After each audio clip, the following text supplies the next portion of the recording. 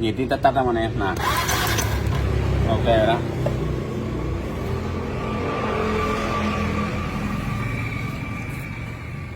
Giờ tiếp tục xịt cái buri cho ta là buri con này điên đầu nổ bạc đầu nè, nó bạc bạc nhưng mà vệ sinh lại nổ vẫn được, khắc phục lại cho khách.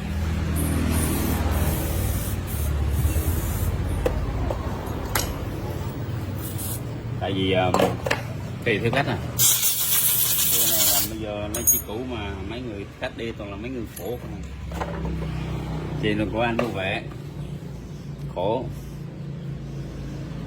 cho nên mình biết cái căn bệnh mình chữa lại mình lấy chừng 20-30 ngàn tiền công thôi.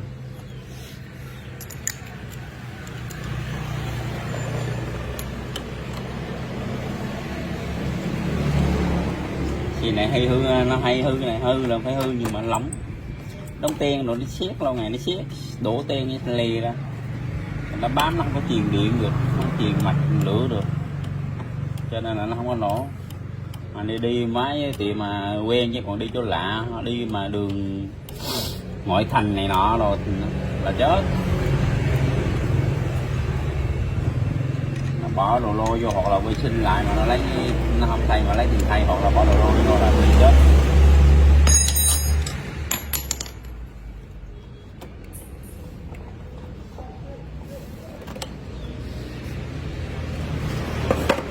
Đây là